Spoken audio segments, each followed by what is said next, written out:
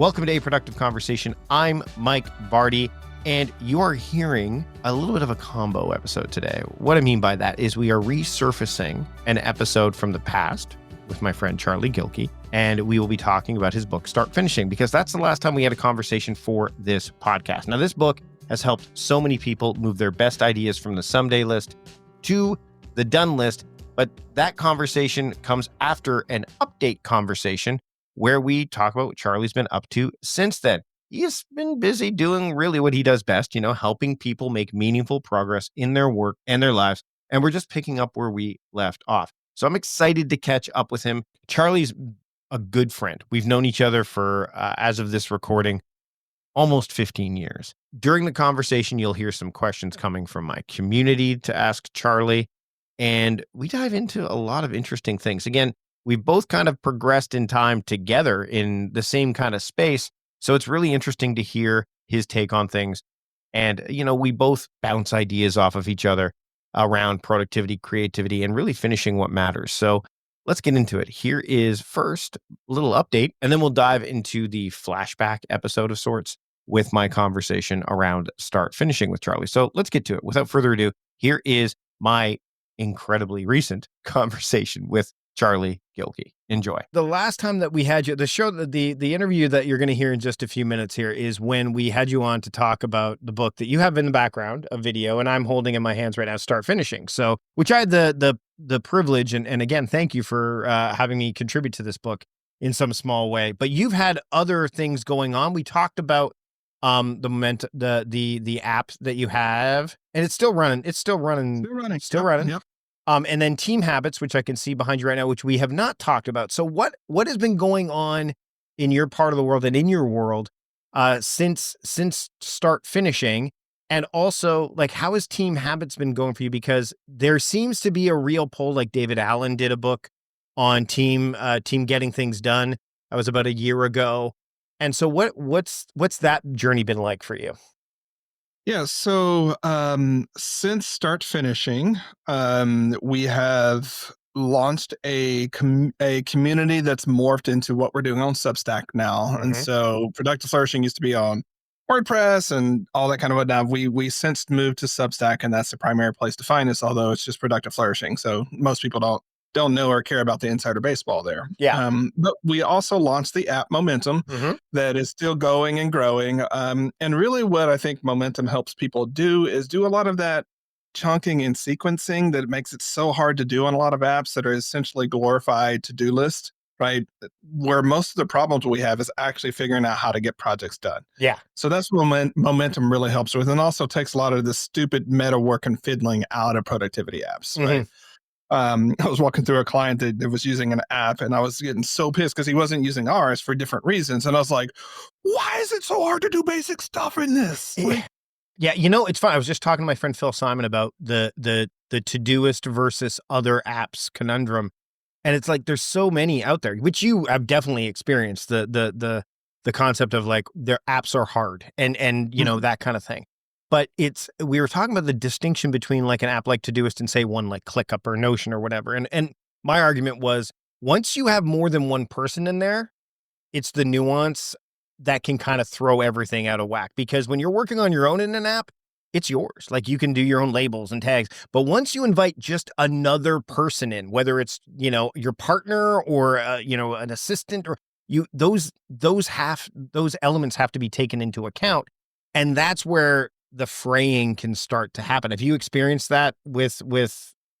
Yeah. Well, and not to, I want to be careful not to sound like I'm trying to sell Momentum. It's a great app, y'all, but use whatever you're going to work, right? But I hear you, and just simple things like in Asana, which is the tool that I recommend for a lot of teammates.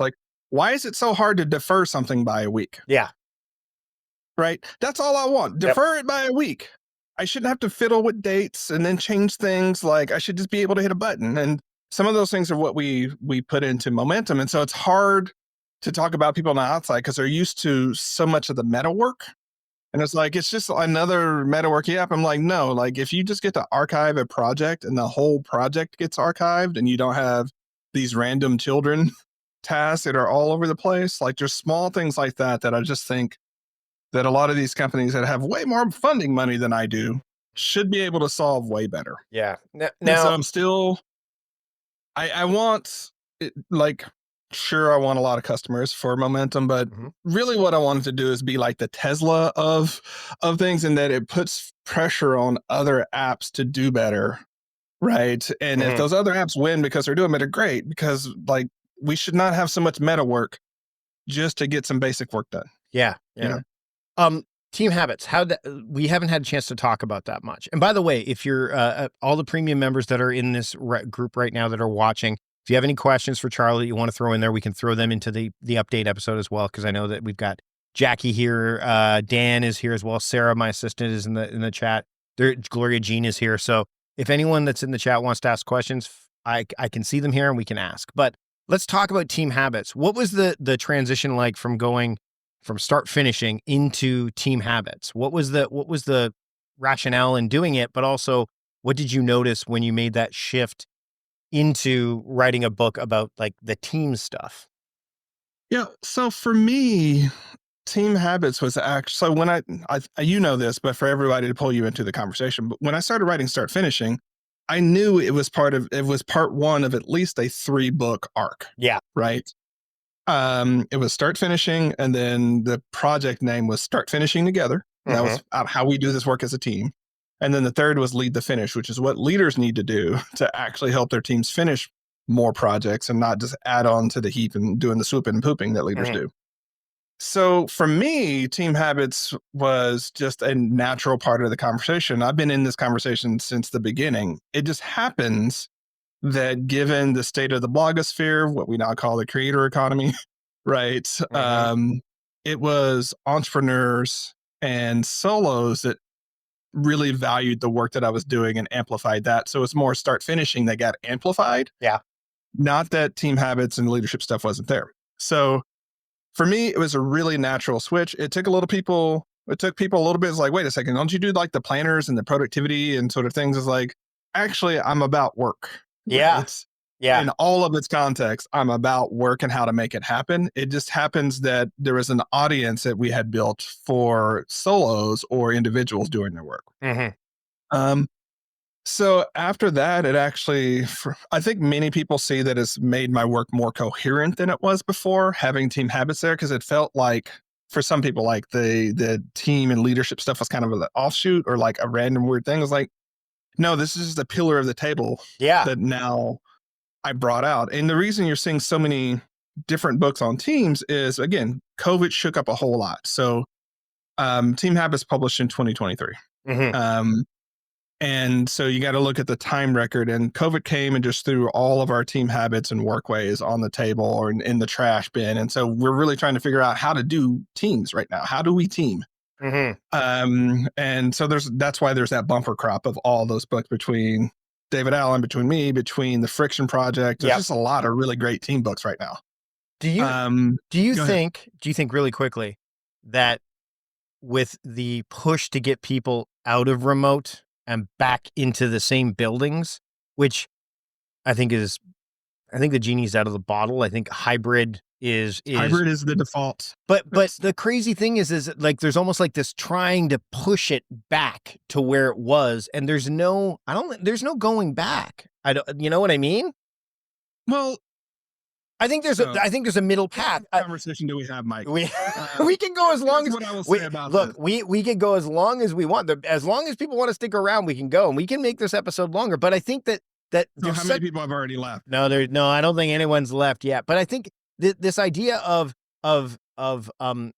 polar sides, right? Like this or that, the middle, like I think that needs to be addressed more than it is in a reasoned way. Yeah. I mean, here's the default, or here's the reality.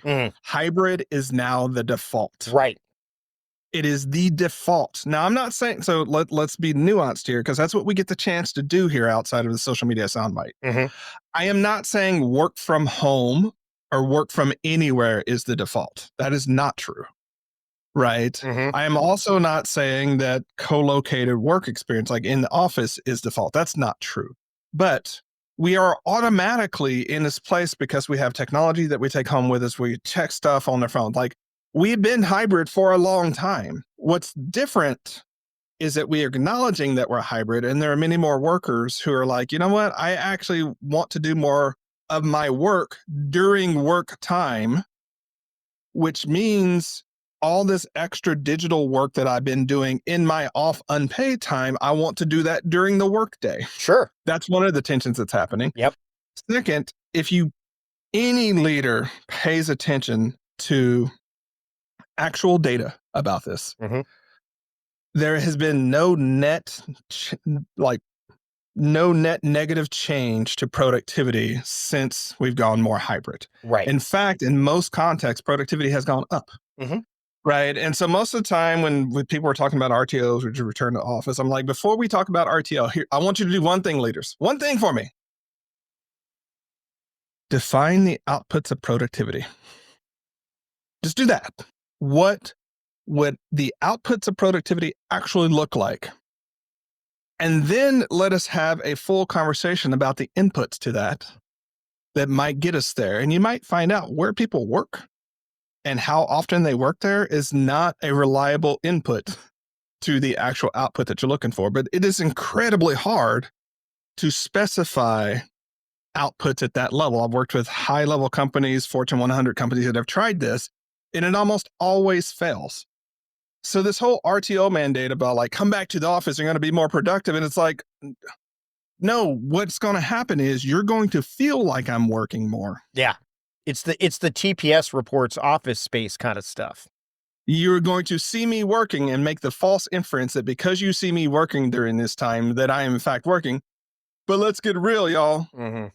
People are incredibly good at looking like they're working and not actually working. I think about that scene in Avengers where Tony Stark goes looking around the room and they're on that big shield helicarrier, goes, and that guy's playing Galaga. And that guy's playing Galaga. Looking like he's working, but playing Galaga. Oh, no, totally. Like, and so the more you try to coerce people, I know, whatever. Yeah. The more you try to coerce people into working in a box, the more that they will game what their experience is to make it look like they're working inside the box, just to piss you off. Yeah. Right. And just to win that game. The more you're like, look, I don't care where you work, except for like what we're doing in a lot of our clients and in a lot of our work. My actual advocacy here is let the work context to define how people should work. So it turns out there are some activities like whiteboarding and real good brainstorming sessions, which are dreadful to do digitally, that people will actually willfully drive to the office to do. Yes. Build that around that. If you've got real-time collaboration, if you're building tangible things in the world, if you're needing to mock, if you're needing to do all that, bring people to the office. And it turns out people understand that rationale. But please, please, please, do not have people come to an office to sit in a desk, to put on headphones, to be on a friggin' Zoom meeting that they could have been doing the same thing from home. Makes no sense, right? So I think the RTO mandates is just people wanting faster horses. But we live in a world of cars. I also wonder if, and we could speak to this a little bit, if when remote work happened, it was because it was forced and thrust upon as opposed to a choice. Choice by whom? That's my point. The choice by the people who are in charge. Like they were told they had to do that. They didn't like that choice. They didn't like to be told what to do. Now there's agency again. They're like, well, we want that back. But again, genie out of the bottle. And you're right. To your point, what was what's the question you need to ask? Well, and I get, because again, I'm an executive coach. I get there are plenty of folks who don't know how to lead a remote team. I understand that. I actually really do understand that. But let's be honest about what's going on, right? Instead of, I don't know how to lead a remote team, so therefore everybody should come back to the office. There's a different choice we can make. There's a different investment we can make of increasing your skills of how to lead a hybrid team in a modern workforce, right? Are you going to have to reskill? Yes. Are you going to have to upskill? Yes. You know what's easier to reskill and upskill? Like 5% of the company. Yeah. Not 90% of the company's got to reskill and upskill, because I think what I continue to beat my hand on the fist about is when you change work context to that degree, you are changing work skills. Mm-hmm. You are Yep. changing team habits. It's not just a simple do the thing you do here. That's not how this works, people. And so we're going through all this efforts to get people, some are going through all this effort to get people back into the office, only to realize I am having to reskill an entire workforce and they're not as productive in this transition. And if I would have just left them the hell alone and figured out how to tweak the ways that we were working based upon the context. It's really no different than back when we were starting this, when all these apps came out, to have that one person that did everything by email. Generally an older person, that's what they grew up with. You're like, okay, you're the email, you work via email, we'll let you do that. You are that person. I mean, especially if they were in a higher role, right? Like if you were let them do that, because it's just way harder to get them to use like an Asana or a ClickUp or what have you. It's the same thing. It's just applied to a different context at this point. Different context. And so again, I think hopefully our listeners here will see the nuance here. I'm not saying that like everyone should work from home all the time and things like that. Yeah, there's no absolutes here. There's no absolutes. There's no absolutes here, but I am saying be more thoughtful about the inputs that lead to great team performance, and be more thoughtful about what great performance is and articulate that. Be very clear about that. And you will be surprised by how teams rally to achieve those goals once they're made meaningful, once they're made relevant, once they're made with a sense of respect out of the workforce, as opposed to just, we're paying for rent, we're paying for these buildings that people aren't in, so you need to go work in the buildings. Yeah. That's called a sunk cost, buddy. Yeah. Right. The very same thing you're going to criticize someone for 2 weeks from now, someone on your team for, you're doing that right now.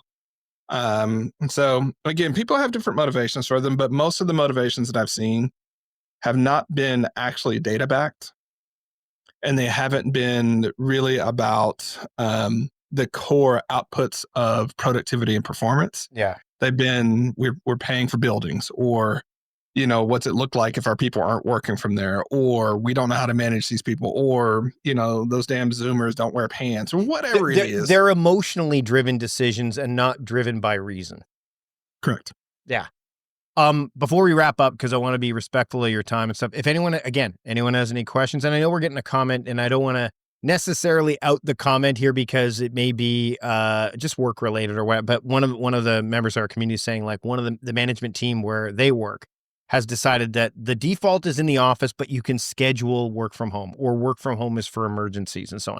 That is a palatable choice. That is a palatable. And then if you don't like that, well, then you can choose to go elsewhere. But at least that's being taken into account, which I think is important. What are some of the other? Go ahead. Hybrid. Sorry, go ahead. Yeah, that still counts as hybrid. Yeah, absolutely, right? It does. Absolutely. There's a broad, but really, this is the default. Love defaults. You can schedule time away for these reasons. That lets people have choice and autonomy and agency about that. And that's really what we're talking about here. Mm-hmm. Jackie has a question about the app. It's a technical question, but I'm sure that it's worth noting. Does the app sync with Apple's calendar yet? Is it syncing across with calendars and such? Is that something that the app does, or is it? Apple is. So the short answer is no, right? It's in a roadmap to do that. It's a stickier problem than what it first comes across. So Jackie, thanks for that question. Currently, it's still only syncing with Google, but it is something we're working on. But there are ways to get Apple and Google to talk to one another so that you can get it on your devices. Correct. It's just you have to jump through some of those hoops. They're not huge hoops to jump through, though. I mean, they're not huge hoops to jump through. Yeah. And anytime we've invoked that on the momentum side, like internally in the app, it's actually created more problems. Yeah. Right. And so I hate that I'm not sitting on, multiple, hundreds of millions of funding to solve that particular issue. But actually the best way is to get Google and Apple to sync. And if you get that going, then momentum syncs and it does the work. It's kind of like what I do, what I've seen happen with things like Todoist or what have you, or even like my contacts, like Google Contacts, like all of that. I use iCloud, I use the Apple stuff. And yeah, they don't like to talk to each other, mainly because they want you to use their thing and their thing exclusively. So it is that kind of, tit for tat kind of thing that you have to you got to kind of play ball. And to your point, app development is hard. It's really hard because you've got people that want users that want like this, but it's not just as simple as, to your point, I want this button to do this thing. There's a lot of things that go into that. And engineering is not, back when I worked for this, we've talked about this before, the Next Web. And when I was working for Cult of Mac, I would have these questions. And once you get in it, you're like, okay, this is easier said than done. I've eaten so much crow, bro. So much crow from having my own app, because I realized that this may sound like commiseration, but so Momentum works across all devices. Yeah. But it doesn't have native apps for every device, because if you really think about the implications of that, native means native Microsoft, native Apple. It means native iOS, which is different than native iOS pad or whatever they call that. Mac OS, which is different than native Android, which is different than, And so that's one of those things, a small team, limited budget, not funded by the big guys. It's like, I don't have the budget to code 9 different apps. Yeah. Well, and the other thing is, what I love, you and I both love Apple products. But Apple is still a minority in the world. Like the Windows and the Androids are still the most prevalent. And so when you're dealing with that, it's why, OmniFocus stayed Mac only for so long and iOS only. It's why, you've got what's it called? Hey.com. They're like, when those guys were building stuff, it was Mac only for the longest time. It's, again, nuanced. This is, and it's gotten worse. Yeah. It's actually gotten so much harder with the proliferation of devices, because I was actually experiencing this earlier today as a user, because I was stuck in one of those weird modes. This is such a productivity nerd thing to do, but luckily we're dork readers here and we can make it happen. We can. Where I was like, I wanted to use my phone, but my wrists were hurting and I wanted to use a keyboard, right? Because that's a thing that you can do. Yeah. Except for the phone, the way it was built for the phone implied two-handed use. And there is no real way to use a keyboard and the phone app at the same time, because designers are getting so good about saying, what is the form factor and user experience of this? And I will build to that form factor. And so I had one of those experiences where I went to like 3 or 4 devices to try to find the form factor, but the keyboard that I needed to actually be able to like do what I was needing to do without pain, but still being able to focus. Right. So that's where we are in the world, where it's like we are designing per device, which is fantastic on the customer side of things. Sometimes it's challenging on the developer side or on the owner side. Before I let you go, I want to, this is a part which we'll cut out, obviously, for the members only. These are the questions that I'm going to ask all the guests going forward. So those that are here watching this live. And by the way, Mike, I'm not on a hurry. So I figured, if you were, you would have let me know. I know how we roll. But we got these questions are going to be specifically, I think, interesting coming from you, considering that we've known each other for so long, and we both have had evolutions in our kind of the way we approach this stuff over the years. So I think it's going to be interesting for a lot of people to hear. But how has your relationship with time evolved over the years? And can you think of any pivotal shifts that have helped you work with it more than facing the friction of time? Yeah. So the core of my thinking about time has actually been much more on the energy management side of things and not the time management side of things. Fair. And so as I have aged and as I've seen us get even more fractured with our attention and energy, it's not that I'm time disassociated, but I see time as one of the least important factors for us to talk about. Or one of the lesser important factors to talk about, right? As far as our energy and our attention. goes. And so I think that's been the biggest shift in that, like, when I think about time blocking, it's really energy blocking at this point. Yeah. And saying what's the energy that I'm going to have for that time or for that block, and what are we doing? So that's, I think, been the biggest change, is just reweighting the sort of time, energy, and attention variables, and seeing that our energy and attention, my energy as a person who has aged and, is dealing with chronic stuff now, is now much less, right? Yeah.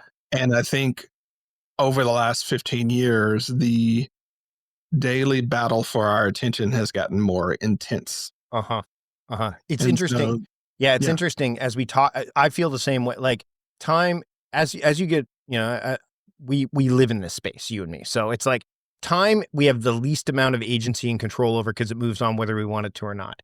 Energy, we don't have as much control over either because of but we can be aware of it, and we can use time or our relationship with time to kind of go, okay, this is when I should, and we talked about this before, me being the night owl, you being the early riser, like, how does that work? Attention, we do have agency over, but to your point, it's under constant barrage. And so time, we've been like the people who've tried to, quote, manage time must understand at this point, especially as you get old, like, it can't be managed. It can't be, right? So that is a fascinating, and I think a lot of people make that realization, as we make our way through time. Yep. You can only really manage priorities and attention. Yep. The rest, you can guide, you can dance with. You just got to dance with them. Right? Yeah. So I would say that, and that's not to say that, like, I mean, it's difficult because I have employees in my company, and I can't be like, bill me for the energy of that day. Like, that's not a thing. Right. I don't have a little wattage meter on them. So we still need to be in this construct. But I think when you really sit down to the things that matter to you most, you'll realize that time is not the vector, that it's not the sort of ingredient that probably you need to focus on the most. And I think this dovetails nicely into the second question, which is, what's a system, practice, or mindset shift that's had the biggest impact on your ability to finish meaningful work? I mean, it's hard not to mention my own work on this one, because it's literally, I eat my own cooking on that one, but just time blocking in the way that we do it, and really using focus blocks well. So focus blocks being 90 to 120 minute blocks of time where you focus on doing your deep work, and being as disciplined and boundaried and intentioned about those as I can. At the same time, like, I'm looking at my weekly planning, and there's a way I do it where I can count how many focus blocks I have for the week. Just being like, you know what? I had 8 theoretical ones. I'm only really planning to use 6 of them well. Right. Yeah. Because life will happen. Something will come up. And so not getting to that place to where it's like, oh, I made this super airtight plan that when life happens, I then stress out about. So not only did I not get the damn thing done, now I'm stressed about it. No one's better off for that, right? So plan for 6. And if it's a good, a good D18 or a good 18 on their D20 roll, then great. I get some bonus time. But if it's at 10, I'm all right. What you need, one of the members of my community gifted me this. It's a D20 by Jason Fox. And if you take a look, it's all D20. Everything is a critical 20.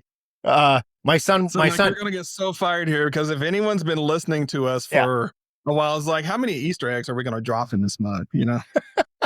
Last question. Again, these all kind of are correlated, and for a reason. If you had stripped down your productivity approach to one core principle, like you'd rely on it if everything else kind of disappeared, what would it be and why?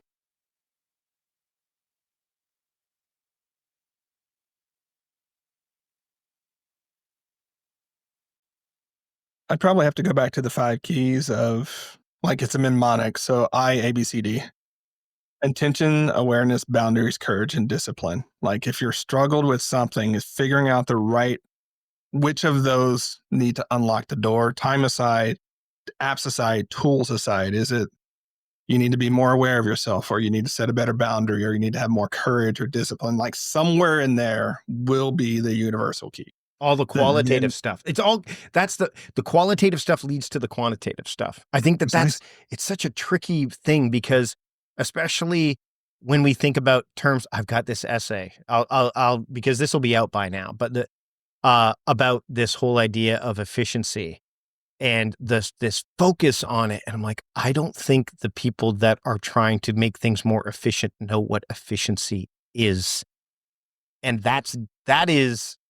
it's unfortunate and borderline dangerous in a lot of ways. You know what I mean? Yeah. It's like hyper scheduling, hyper focus, like all these different types of tools that we see out there that are essentially focusing on efficiency and not effectiveness. And I'm going to go back to the old schools. I'm not the first person to say this, and I don't know that Stephen Covey was another one, but we need better compasses, people. We need better compasses, but so many people are not even talking about the map. They're just talking about how to scoot down a road a little bit faster. Yeah. Right. And so that's where those 5 keys that I mentioned, that gives you a compass of figuring out how to orient yourself and get to where you're trying to go. But yeah, I think we need to switch paradigms. And unfortunately, we live in and I say this is weird because I have an app, right? Mm-hmm. But I think we look at the tools and use paradigms of tools and technology and misapply them to the organic beings that we are. What's the quote from Thoreau? Men have become the tools of their tools. Correct. And so I would want us to take a step back. And this same principle is actually at work when you think about the fear that people have about AI, and also the over optimism about it. Right? Yeah. It's like, it's not going to solve all of our problems, but it's also not going to create problems we haven't already created for ourselves. Yep. Right. It's just going to make both of those more efficient. But, what good is efficiency if you're running down the wrong road? And that is the fundamental question that we're going to have to continue to ask in this age of automation and AI and hyper apps and hyper efficiency is, am I going down the right road? And if I'm not, do I have the qualitative stuff, the courage, the discipline, the intentions, the awareness, the boundaries to stop, not slow down, but stop.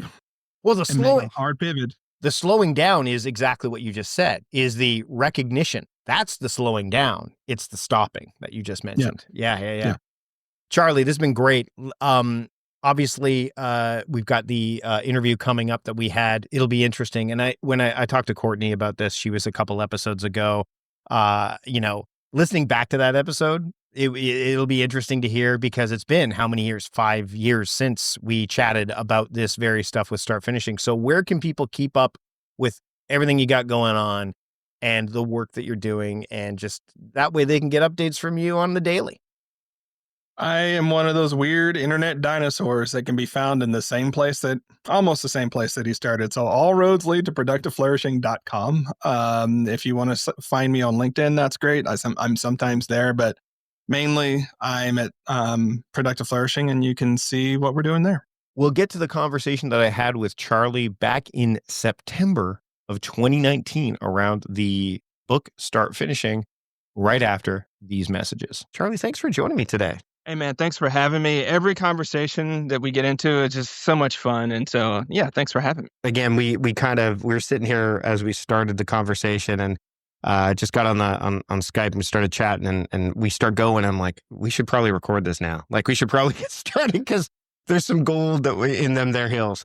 You got a new book, Start Finishing, how to go from idea to done. And I'm excited for you for this. This is awesome, because this has been a long time coming, right?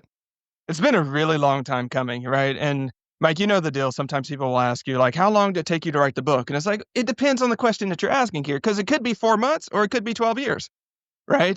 Because so much of what's in the book is it incorporates what's already on the blog at Productive Flourishing. It recasts that, it weaves it into a different thing. And I think the beauty of a book is that you have a coherent start, middle, and end. And it's a way to introduce people to the work. And so I'm super excited about it, but I'm also really excited because we have some contributors who added to the book. And you're one of them, Mike. You added in the piece about, night owl productivity, which I really appreciate. And so, yeah, a long time coming, and it feels really good because I feel like it was made in a way that's really resonant with the way that I like to create work. So let's get into something that we were talking about just before we hit the record button. And as we're recording this interview, we're literally a week away from the longest day of the year in the Northern Hemisphere, June 20th, which is ironically World Productivity Day, which is one of those days of the year thing. And the reason that it's World Productivity Day, you would think, it's like, wait a minute, it's the summer. That seems silly, but it's because it's the longest day of the year, right? So I want to talk a little bit about the idea of new starts, finishing strong, all that stuff, but in relation to the calendar per se. A lot of people will say that the summertime is a slow period, but you and I were just chatting about the opportunities that are coming our way during this period of time. Why do you think that is? I think it's because we change perspective. And so when people say it's slow, in my experience, what they're saying is the pace of work changes, so it's slow. But in my way of thinking about things, everything that takes time, energy, and attention is a project. And when you think about it that way, you were talking about Colton being home for the summer. There are all sorts of new projects you're going to have because you have your son home, right? That you didn't have 2 weeks ago, that probably wasn't on any planner, like, hey, spend time with Colton. Like, wasn't there then, but it's going to be there tomorrow, right? And summer trips, vacations, weddings, graduations, all those things that happen, those are projects. But we normally don't think about them that way because in my experience, again, and I know people have different experiences on this, but we use project for like professional things. And then we have our sort of other stuff that we do. So we have work that's a project and life that's something else. But I am taking the perspective, much like David Allen does in Making It All Work, that when we make it all one universal sort of language and we think about it that way, you'll really see that for many people, summer is the busiest time of the year, right? Kids are home, trips, they're trying to squeeze in work. And, I'm from the South. And so I don't care what people say. Summer starts in Memorial Day. Like, I don't care about the longest day, but psychographically, energetically, I start slowing down. I don't want to work the same amount of time. I like 9 to 3 is a really good day, right? If it's like 5:30 or 6, I'm really mad. But in the winter, I don't care so much, right? It's dark outside at 4 o'clock anyways. Who cares, right? And so all these shifts start happening. So on the one hand, in this season, you have a shift in perspective from maybe the pace of work to the pace of life added to that work. You have changes in our affinities to the season that may add some time, may take some time, energy, and attention. And so all of that can make for summer to be this really transitionary period that on the one hand is like things are slower. And I've also seen a lot of folks, especially creative folks, feel like I'm still so far behind, even though things are slow. I want to talk about pace because I think that's an important thing to dive into, especially when you're talking about starting to finish, right? The finishing is some people, they start with a flourish. I'm going to use your they start with a flourish and then they the finishing just it kind of peters out. How important is pacing when it comes to productivity? I'm very opinionated about this. And Mike, you might know, in any conversation where I say I'm very opinionated, it means that I have a strong stance on it and that I recognize that there are different opinions on this. But what I have found in my own work, working with clients and a lot of podcasts, is actually pacing, especially consistent pace, is one of those secret tricks of productivity. It's not sexy at all. But when you look at the long game of doing your best work, a consistent pace that doesn't necessarily have fits and starts can be a great way to go, because think about it from just a project momentum perspective. A project in motion stays in motion, right? A project at rest stays at rest. Every time you let go of that project and have to start it up and start it again, that's like this wasted energy that you put to it. Now, that's a caveat for most people and most times. A consistent pace, think of a marathon more than a sprint, is the way to go. However, there are some projects that a sprint mindset and a not sustainable pace is actually a far better way to go. And I found that for those, the more afraid of the project you are, the more your head trash is about to get the best of you. Sometimes those are the best projects to do a sprint because you might push just hard enough that you outrun your fears. you outrun your head trash and actually produce the work that you can do, rather than collapsing into like, every day you do 2 hours of work, but you do 3 hours of fretting and thinking and analysis and, worry. And then the next day you do 2 hours of work and then you got 3 hours of fretting. Sometimes it's better to do 5 hours of work or 8 hours of work and not have that fretting time. So um, I think with productivity, and this is where you and I might can get in trouble, because on the one hand, we want to give people sort of general frameworks that they can use and say, try this works for a lot of people.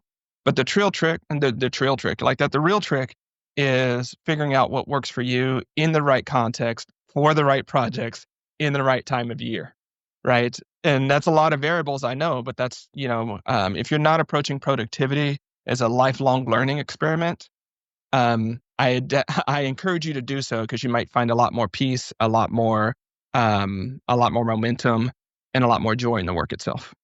So I'm going to bring up an interesting analogy as you're talking about the idea of the sprint and the pace and attention, because you talked about attention. I'm a big believer, productivity for me is intention plus attention, right? Mm-hmm. So on our street, we're on a fairly busy residential street. Mm-hmm. And there are a lot of cyclists, like Portland. Victoria is Mm-hmm. becoming a big cycling. In fact, it's the cycling capital of Canada. We've got people that are on bikes first thing in the morning that are biking, and they're coming from the side streets, and they don't stop on the side streets, and they just turn onto the main street, not noticing. And there's parked cars and there's cars coming.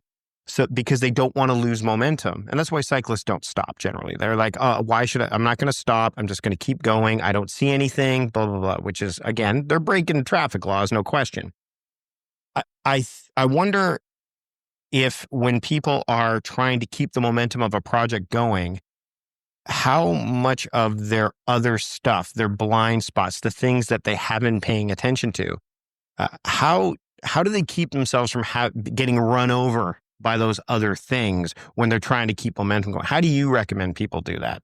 The simple way that's hard to do is to be super intentional about the projects you're carrying in the first place, right? I like to talk about the 5 projects rule, which in the long nerdy way of saying that is no more than 5 active projects at any given time perspective. So no more than 5 projects for this week, no more than 5 month-sized projects, no more than 5 month-sized projects for this month, no more than 5 projects, because that allows you enough time to focus on it. And whatever parts of your mind and psyche are holding onto those other projects, it doesn't have to hold on to the relationship between 82 different projects. It's just like, okay, there are a few more cars coming down the road. Behind that, I can keep up with that. So I would say that when you're on that sort of consistent productivity pathway that we talked about, it really is about touching those projects frequently enough that you're staying fresh with them. You know what's going on. To use your analogy, you're looking at the sides of the crosswalk before you ride on. I think when people do adopt a sprint mindset, they often under-account for the fact that once they're done with that sprint, life is going to creep back in, and all the things you haven't been doing during that period of time, they're going to rear their ugly head and remind you that, about those types of things. And so I think, people are like, I'm going to do a 1-week sprint. Usually what I tell them is, okay, you got 1-week sprint. You got 1 week of makeup time following that 1-week sprint, because everything else you pushed out for that week is going to come back. And if you assume that you're going to do a 1-week sprint, and then the next week, all your projects are going to be where they should be, and things are going to be stable, like you're setting yourself up for failure.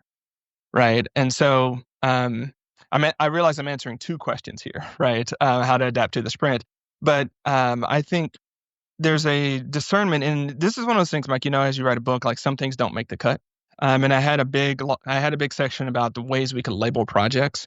And when I said earlier, active projects, that actually references a framework that didn't make it, but it's still, people can get it. So it's not that big of a deal. But I think we assume that all the projects we're thinking about are active projects, and that overwhelms us, right?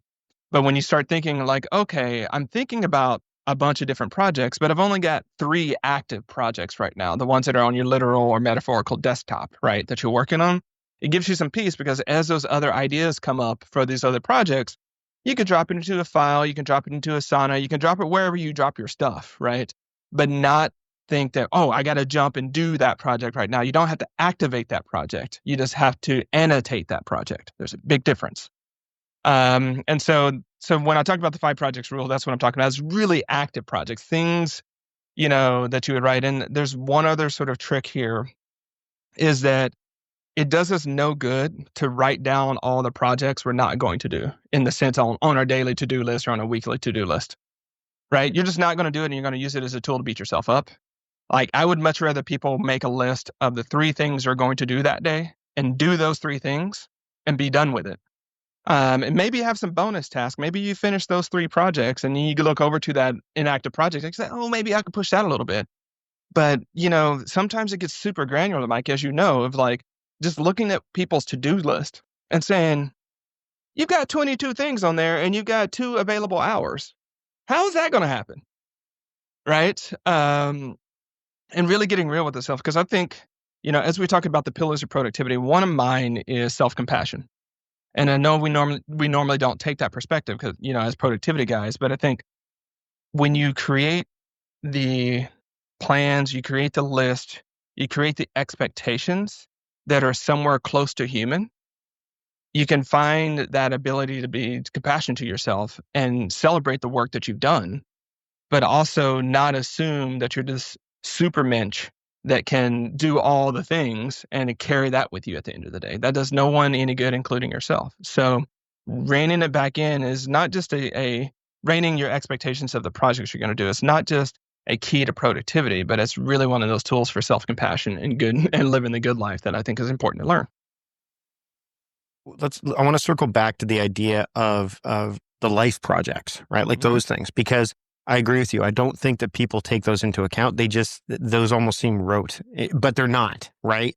One of the things that you and I do, not different, we approach it differently. You and I are really good in that we can both talk about the same thing and yet take different angles and come to the same conclusion. So for example, when I talk about projects, I talk about breaking down a project to its smallest particles. I don't even focus on the project in terms of the largest sense. I say, are you what makes up this project?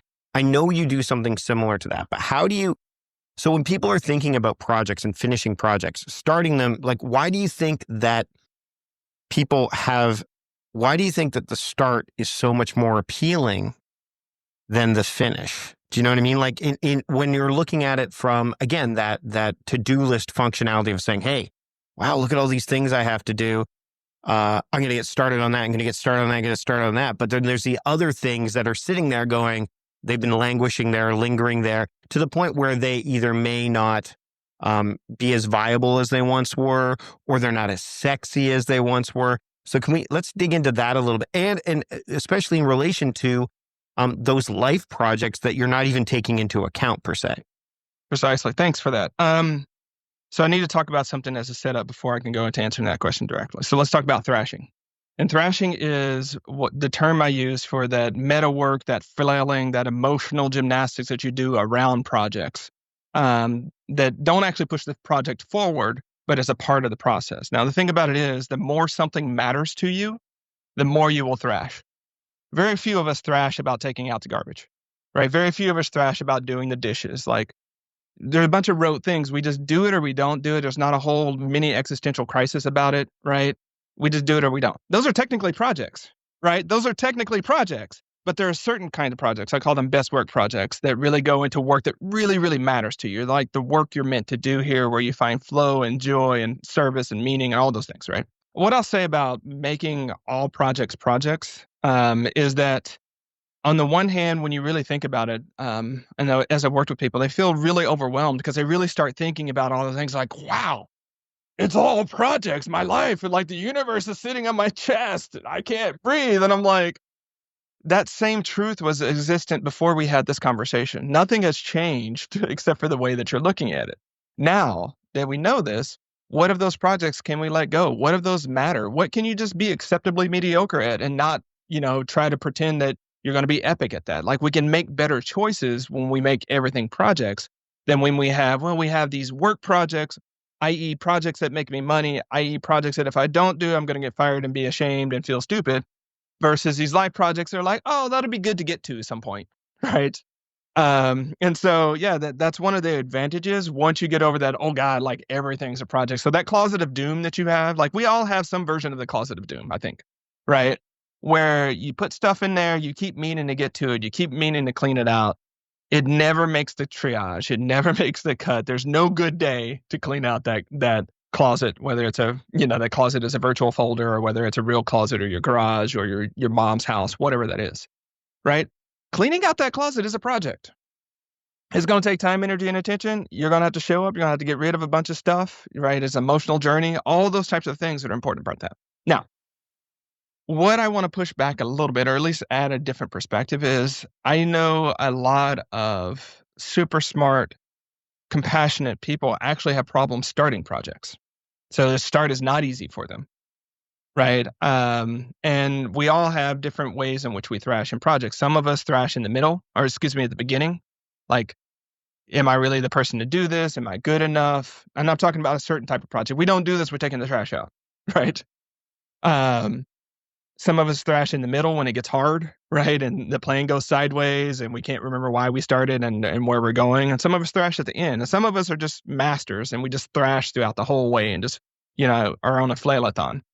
But what I will say is that to answer your question about the people who like to start projects but not finish them, is like when you start a project, all of the, I like to call them dragons, but all of the obstacles, all of the challenges, all of the setbacks, all of the difficulties normally are not right in front of you.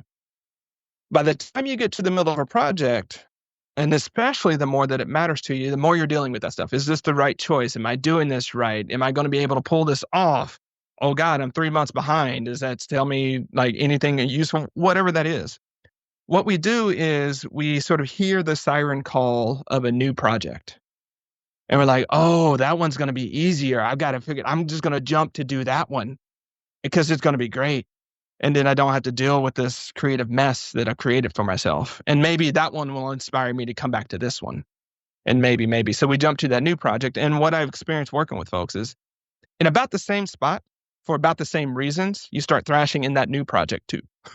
Right? It's not like you choose a new project and everything that you were challenged by in your current project just goes away. Like if you're terrible at time management in this project, guess what? You're going to be terrible at time management for the next project. If you're doing a writing project and you're having trouble writing with this project, you're probably going to have problems writing, for the next project too.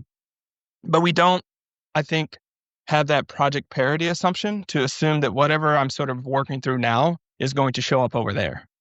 Right? Now, I'm a huge fan of starting a project and seeing that you started it for the wrong reasons and that it's no longer relevant. You got inspired by the podcast du jour and you start doing it and you're like, actually, I really don't like this. This is really not in accordance with my values or strategies or anything that I want to do. I just fundamentally don't want to do that. Of course, drop that project if you're really finding that it's not taking you where you want to go and you're not learning something good and you're not enjoying it. Like, let it go. You don't have to finish everything you start. But if it sort of satisfies those three things, is like important for where you're trying to go, it's teaching you something you need to learn, and or you're enjoying the process as you go, just abandoning and jumping to the next project can be really perilous. Because I want to talk about this real quick, and then we'll jump to another question. What we underappreciate is that mastery comes from finishing projects, right? You don't get better at whatever you're doing by half finishing a bunch of stuff. You can get a little bit better. But really, to see what I like to call the kinesthetic feedback from the world, once you finish a project and put it out there and you get the feedback, it did what it was supposed to do. It didn't do what it was supposed to do. It delivered delights. People didn't like it. Whatever it is, that's where we get mastery from, and that's where we get better. And so that's where I get super worried about projects that we continually don't finish, is that we're not really getting that mastery. And some of us have the tendency to start telling ourselves terrible stories about ourselves, like we're not finishers, or, we don't have it cut out to do this type of work, or, man, I start things, but I just can't see them through. Like, you take that emotional and psychological debt with you into further projects. All right. So I want to get to, I want to circle back to the very beginning when I said that this book, it's been a long time coming. So a lot of people will think, just because of what we do, that, well, these guys probably don't struggle with this stuff nearly as much as I do. How did that process go for you, the thrashing, all that stuff? when it came to this particular book? Because you and I have talked about this, about books, both of our books, like both of these kind of things. And it's not like we don't have other things going on, and there's lots of irons in the fire. We have plenty of projects. We're not immune to this. So I want to give a real world example before we get close to wrapping up and give some tactics that people can actually use. What was the process like for you putting this book together so that people can, so we can kind of humanize this for them a little bit as well? Great. So, couple of points of context here. One, midway through the writing process, I ended up with a health thing. I'm not going to go into it. That really sapped about 2.5 hours of my day just recovering from that. And yeah, that's human. 2.5 hours of a day of your focused time, or what I call focus blocks, taken away from a writer does not help him meet his deadlines, right? No, because there's also the buffer and the margin around that. Because again, productivity guilt shows up. You have to work your momentum back up. So it's not just that; it's the time around that, right? Absolutely, absolutely. And so, yeah, it all came up. The head trash that comes up is a term I use for just the stories we tell ourselves, right? Am I good enough? Is anyone going to care? Why does this actually matter? That came up for me almost every day, right? And I'm super connected to, my colleagues like Mike and James Clear, and Franny Rao produced a book during this period. Like everyone. Yep. And a lot of people come in this book too, that you've got some of the contributions in the book, like Seth Godin writing like constantly. And it seems like he comes out with a book every 3 months. Yeah, seriously. And so I'm like, wow, James produced a new book. Joshua, that new book is great. Srini has a new book. And does this book even matter? Like, who cares? So that sort of stuff, that's a daily battle. And so I knew, because this has been a 12-year process, and this is not my first book, and it's not the first time I've tried to go about writing a productivity book. I was like, I have to build so many structures in place, because left to my own devices, this book is not going to get done. And there is someone we both know. I won't name this person because I don't want to feel like I'm shaming them, but in the mid-2000s, they started writing a book and never finished, right? And they were a productivity person, and wrote several posts over the course of years. And I looked at them, I'm like, man, I love that person. They were a major contributor to my work, but like they lost a lot of credibility by not being able to finish the book, right? And it never did, right? Just fizzled, right? Mike knows who I'm talking about, I believe. And so I was like, don't be that, like, don't do that. You spent the last decade doing this work, building this trust, building this rapport. Don't be that person. Be better than that, right? And I half joke that, like, if you want to create a project that will just give you a great tool for masochism, like write a book on writing, write a book on productivity, or write a memoir, right? Those 3 types, because on book on writing, like, everyone is going to look at your writing as the example of what you're teaching. If it's on productivity, if you miss a deadline, if you miss, if your launch is off, like the stories you'll tell yourself, like, this is what I teach, I have to do it, right? And then memoirs are just, I'm not even going to go there, man. Telling your own story in public and things like that. But so I knew all of that head trash. And to be honest, like, and I could say this because it's not disrespectful. Right as we were going to market, I think I told you this, Mike, right as we were going to market, John Acuff came out with the book, Finish. We talked about that, right? And so, in case you're missing this, the name of my book is Start Finishing. This project has always been Start Finishing. And so right as I'm going to market, John Acuff is published by the publisher I was going to, like, I had been working with to do this project. And I was like, oh man, like, why do I need to write the book again? Like, who cares? Like, he's written it. But this time, and this is not disrespect to Cal Newport either, but like, I was like, I'm not getting deep worked again. Because back before deep work, I think deep work hit us both, Mike, where like deep work came out and it was like, well, there goes a good bit of my work. I mean, we talk about attention and focusing time. And so I was like, no, that happened when we deep work. And it took me like 3 years to be like, okay, I got something to say. But when Finish came out, I was like, John Acuff's Finish. I was like, you know what? No, not getting deep worked again. 2, I know this work is going to be unique and original, because its author is, and I've got something to say. And plus, people keep asking me to write this damn book. So I don't care what John did. Like, people keep asking me to write a book on this. So I'm going to write the damn book on that. But as far as structures, and this may go into the how-to, I knew all of that was in play. And so I set up the relationship with my editor. Haven is a wonderful editor. I'm just going to say that. I said, look, from the beginning, once a month, I borrowed Austin Kleon's Show Your Work principle. And I was like, once a month, I'm going to send you whatever I've written for the month, right? If it's 3 words, you get 3 words. If it's a chapter, 2 chapters, you get 2 chapters. But on the second Wednesday of every month, it started out as the second Tuesday, but then I realized I needed to be Wednesday because I would always steal another writing day. But second Wednesday of every month, I'm going to send you whatever I've written that month. Because I don't want to be the author that shows up a month before deadline, either not having written or not having showed his editor enough for his editor to be like, yeah, this isn't really the direction where we're going to go. And also because I knew on that second Wednesday, I needed to be accountable. Like, I got a really great advance for this. And as soon as I did, there's this mental switch that happened for me. Mike, I was like, wait a second. And I know I've been writing for years. Here's the irony, Mike. I've been writing for years. But all of a sudden I was like, oh crap, like writing for free. I've been writing for free. All of a sudden I was like, oh crap, this is my job. I would never take a job and talk to my boss and, it was like, what have you done today? Nothing. I wouldn't do that, right? I wouldn't take the paycheck and not do the work. And so I'm like, I took the paycheck. I got to do the work. This is my job now, right?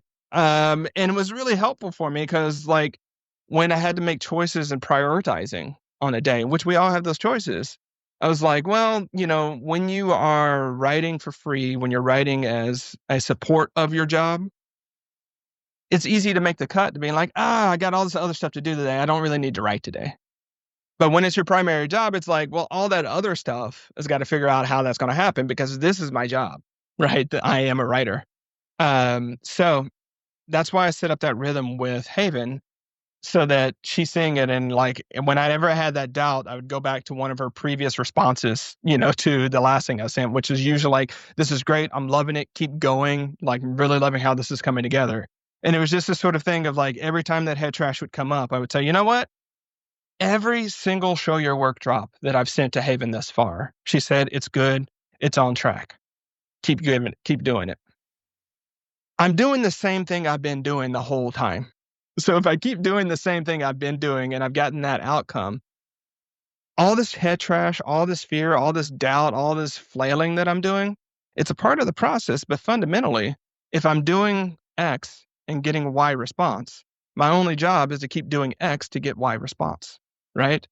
That's all that matters in the end, right? And so while I had a lot of support and while I had, a lot of that big picture vision and principle stuff that we like to talk about at the high level of productivity, at a certain point, it came down to micro taxes. Get up. Like, seriously, Mike, I had a routine, cold start routine. I printed it out. If I skipped more than 3 days of writing, I would walk down to the coffee shop, pull out the printout of my cold start routine and start working down the steps. And it was literally order coffee, get the Wi-Fi password before you sit down, get out your writing log, review your last writing thing, write for 15 minutes, then see what you're going to do next. It was literally following those steps because it reliably produced the outcome, right? And so I think when we go through projects like this, man, if you're just trying to rely on grit and you're just trying to rely on passion, it's going to be a hard road to go. Because that's emotional. A lot of that's emotional, and you need to have something that is, it's got some logic and reason attached to it. If you're going by pure emotion, then you're good. Then the fear, the thrash, all that stuff's going to happen because it's, you've opened your door to it, right? Whereas if it's like, here are the steps, here it is. That's why the whole making the bed principle works, right? You make your bed first thing in the morning. It's like, okay, I did that. Now what's next? Now you're building upon that. But yeah, as soon as you throw, one of the things I'm talking about now is like the idea of the having this harmony between emotion and logic, like reason, like just, it doesn't have to be, if you're too overly logical, then you don't leave any room for the human component to show up. But if you're too emotional, then you're just going to be going willy-nilly without any kind of, You gotta find that harmony and do some reasonable things that'll work for you. That's, I think, the key. Yeah. And to your point on that, I talked about the hard side of things. Again, going back to Haven, which again, Haven is amazing. You can do this with any writing partner. She just happened to be a great writing partner. But like whenever I would get stuck, I would be like, just write to Haven. Just like, you're not writing for everyone. You're not writing, just write to Haven. If you can't figure out who you're writing, because she was my audience. Right. So just write to that person. But there's sometimes it's like, no, I'm writing to Mike Vardy on this one. Like, I'm writing to and for Mike Vardy on this one. Okay.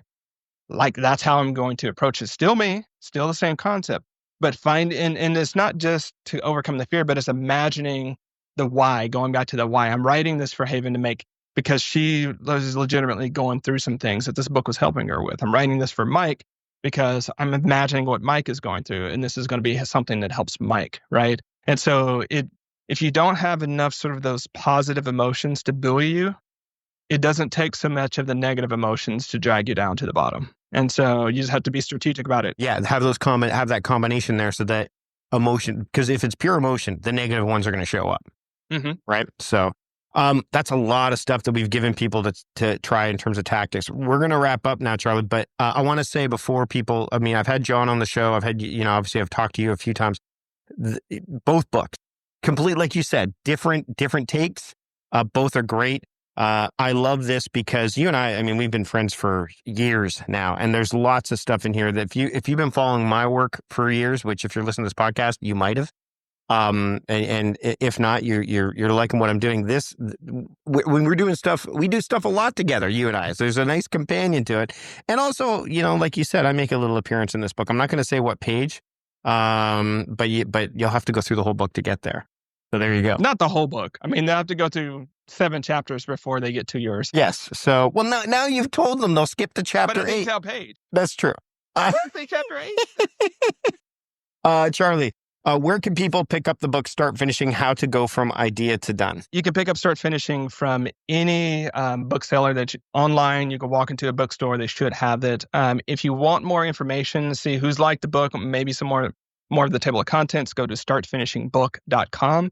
And you'll be able to get more information there, but also see all of the available retailers. What I also want to add in, if you are international, we've got you hooked up because you can buy your books international from Book Depository, and it will still get to you. So I haven't forgot about you. And that is, as they say, all she wrote, or I guess heard. Thanks to Charlie for taking the time to join me for a quick update at the top of this episode. And of course, back then when we talked about Start Finishing, again, Charlie's very generous with his time, and I can't wait to see him in person again. He's not too far from where I live. We can make it happen. We actually talked about that after I stopped recording the live stream that the update episode had. And I'm, again, just a real great guy. And you've got a lot that you can learn from him. We all do. So make sure that you check out all of the links that we have in the show notes, anything that's related, past conversations, links that Charlie shared with us, links to things that we discussed, during that resurfaced episode, as well as some of the stuff that we chatted about during the update. Just go to mikevardy.com/podcast594. You can make that happen. And while you are listening to me wrap things up wherever you are listening to this podcast, which I'm assuming is where you get your podcasts, hit subscribe. That way you won't miss a single episode of what's to come. We have the PM Talks monthly series. We have our shiny new episodes that happen, but so many episodes, not just coming up, but also done through the archives. If you enjoy the podcast, subscribe. That way you won't miss a single episode of what's to come. And you can easily resurface episodes on your own by going through the archives. That is one way to support the podcast. Another is to check out the sponsors that you heard during today's conversation. Go to mikevardy.com/podcast sponsors. Check out any of those sponsors that resonate with you. Click on those links, and that way they know that we sent you. That is it for this episode of A Productive Conversation. Thanks so much for taking the time out of your day to listen. I really do appreciate it. Until next time, I'm Mike Vardy, the host of A Productive Conversation, reminding you to stop doing productive and start being productive. See you later.